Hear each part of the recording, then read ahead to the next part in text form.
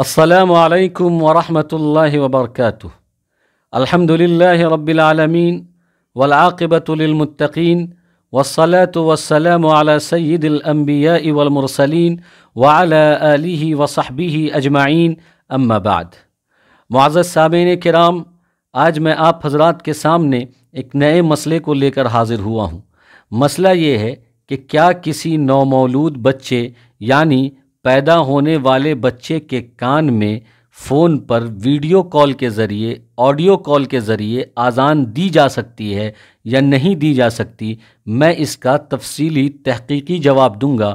آپ کہیں جائیے گا نہیں، ویڈیو کو آخر تک دیکھیے گا تاکہ بات پوری سمجھ میں آ سکے۔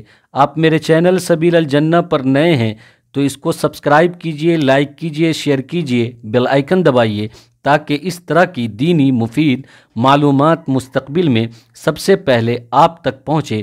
تو آئیے مسئلہ شروع کرتے ہیں۔ پہلے یہ سمجھتے ہیں کہ نومولود بچے کے کان میں اذان کیوں دی جاتی ہے۔ اس کا جواب یہ ہے کہ نومولود بچے کے کان میں اذان دینا مستحب ہے۔ اذان اس لیے دی جاتی ہے تاکہ شیطان دور بھاگ جائے۔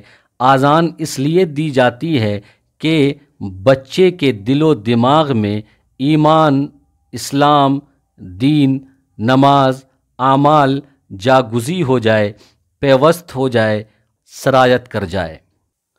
دوسری بات سمجھتے ہیں، نومولود بچے کے کان میں اذان دینے کا طریقہ کیا ہے۔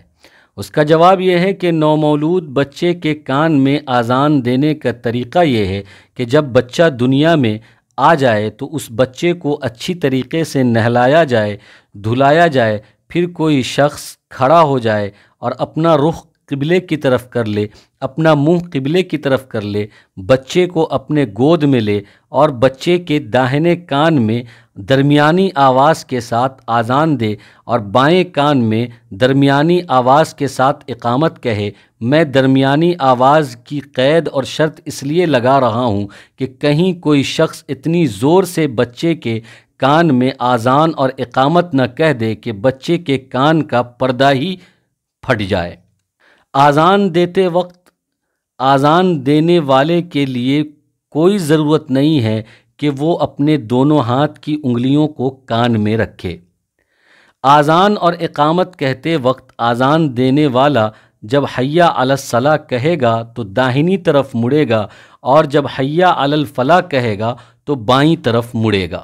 اور اگر بچے کی ولادت اور پیدائش کسی ایسی جگہ پر ہو رہی ہے جہاں پر پانی کا بالکل انتظام نہیں ہے، پانی بالکل نہیں ہے، یا ڈاکٹر نے پانی چھونے سے بچے کو منع کیا ہے، تو ایسی صورت میں بچے کو نہلائے دھلائے بغیر کسی پاک صاف کپڑے سے اچھی طریقے سے بچے کو پوچھ دیا جائے گا، پھر اس کے سامنے اذان دی جائے گی۔ اگر کوئی شخص پانی ہونے کے باوجود اور ڈاکٹر کی اجازت کے باوجود کہ ڈاکٹر نے پانی چھونے کی اجازت دی ہے، اس کے باوجود اگر کوئی شخص بچے کو نہلائے دھلائے بغیر اس کے سامنے اذان دیتا ہے تو اس شخص کو اذان دینے کی اجازت نہیں ہوگی۔ تیسری بات سمجھتے ہیں کہ نومولود بچے کے کان میں اذان کون دے گا۔ اس کا جواب یہ ہے کہ نومولود بچے کے کان میں اذان بہتر تو یہ ہے کہ خود اس کے والد دیں، خود اس کے سرپرست دیں، خود اس کے اولیاء دیں۔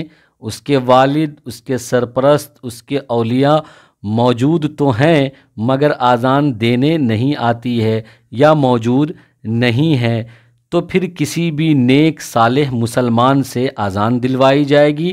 نیک صالح مسلمان موجود تو ہیں لیکن اذان دینے نہیں آتی ہے، یا نیک صالح مسلمان موجود نہیں ہے تو پھر کسی بھی مسلمان سے اذان دلوائی جائے گی۔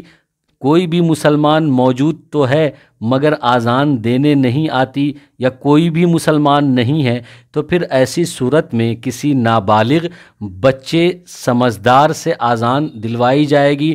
نابالغ بچہ سمجھدار موجود تو ہے لیکن اذان دینے نہیں آتی ہے، یا کوئی نابالغ سمجھدار بچہ نہیں ہے، تو ایسی صورت میں گھر کی عورتیں، بہن، پھوپھی، خالہ وغیرہ، محلے کی عورتیں، پڑوس کی عورتیں بھی آذان دے سکتی ہیں، مگر عورتوں کے آذان دینے کے لیے شرط یہ ہے کہ وہ حیض و نفاس سے پاک ہو، یعنی وہ ناپاکی کی حالت میں آذان نہیں دے سکتی ہے۔ ہمارے عوام کی ایک غلط فہمی یہ ہے کہ وہ یہ سمجھتے ہیں کہ کوئی مولانا، امام، مؤذن، عالم، مفتی ہی آذان دیں گے تو آذان شمار ہوگی۔ تو اس غلط فہمی کا ہم ازالہ کریں۔ کوئی بھی نیک صالح مسلمان آذان دے سکتا ہے، یا کوئی بھی مسلمان آذان دے سکتا ہے۔ بچے کے کان میں آذان دینے کے لیے امام، مؤذن، عالم، مفتی اور مولوی کا ہونا ضروری نہیں ہے۔ اب آئیے اصل مسئلے کو سمجھتے ہیں۔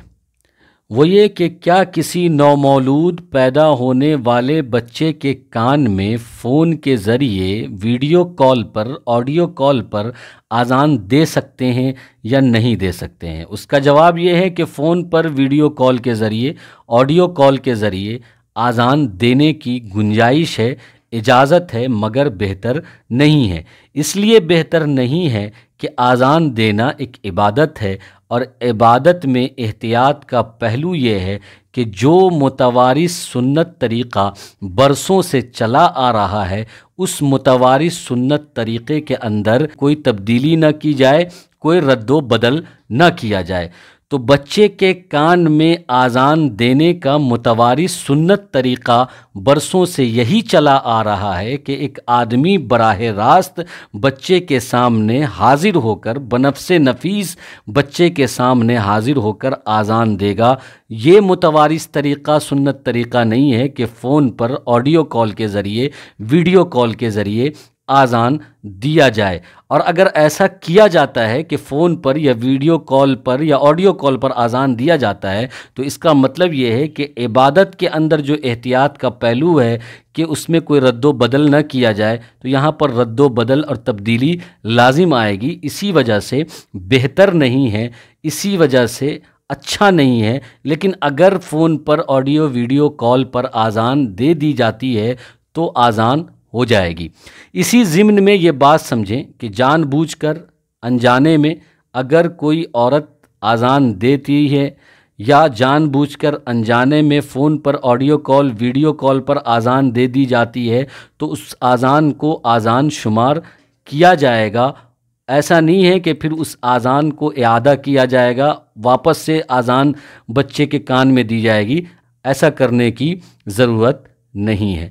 اسی ضمن میں ایک مسئلہ یہ بھی سمجھیں کہ بچے کے پیدائش کے بعد کان میں آذان دینے کے اندر تاخیر نہیں کرنی چاہیے، مگر اس کا مطلب یہ نہیں ہے کہ اتنی بھی تاخیر نہیں کرنی چاہیے کہ بچے کو دودھ بھی نہ دیا جائے، بچے کو پانی بھی نہ دیا جائے، بچہ بھوک کی وجہ سے تڑپ رہا ہو، بلک رہا ہو، پیاس کی وجہ سے تڑپ رہا ہو، بلک رہا ہو، لیکن ریزن یہ دیا جائے کہ بھائی ابھی آذان نہیں دی گئی ہے، اس لیے اس کو دودھ بھی نہیں دیا جائے گا، اس لیے اس کو پانی بھی نہیں دیا جائے گا۔ تو اتنی دیر میں تو ہو سکتا ہے بچے کی جان بھی نکل جائے۔ تو تاخیر نہ کرنے کا یہ مطلب نہیں ہے کہ بچے کو دودھ پانی نہ دیا جائے، بلکہ دودھ پانی اگر ضرورت ہے تو دے سکتے ہیں، لیکن بلا وجہ تاخیر نہیں کرنا چاہیے۔ اور اگر کسی مجبوری اور معذوری کی وجہ سے بچے کے کان میں آذان دینے میں تاخیر ہو رہی ہو تو بھی کوئی حرج کی بات نہیں ہے۔ مثلاً کوئی آدمی ایسی جگہ پر ہے جہاں پر آذان دینے کی کوئی فیسلٹی نہیں ہے، یا کسی ہاسپٹل میں ہے اور ہاسپٹل میں بھی آذان دینے والا کوئی نیک مسلمان یا کوئی عورت اس پوزیشن اور حالت میں نہیں ہے کہ وہ آذان دے، یا کوئی نابالغ سمجھدار بچہ ہے کہ آذان دے، تو یہ مجبوری ہے، معذوری ہے، اس وجہ سے تاخیر ہو رہی ہے۔ جب تک اس جگہ سے دوسری جگہ پر ہجرت نہیں ہو جائے گی، جب تک ہاسپٹل والے اس کو ڈسچارج نہیں کریں گے، تب تک تو کان میں آذان دینے کے لیے تاخیر ہوتی رہے گی، اور یہ تاخیر ہونا مجبوری کی وجہ سے ہے، معذوری کی وجہ سے ہے۔ اس لیے اس میں کوئی قباحت اور برائی اور حرج کی بات نہیں ہے۔ جیسے ہی وہ اپنی صحیح جگہ پر آ جائے اور وہاں پر سہولت ہو تو وہاں پر آذان دلوا لے، ہاسپٹل سے ڈسچارج ہو اور اپنے گھر پر آ جائے تو وہاں پر آذان دلا لے،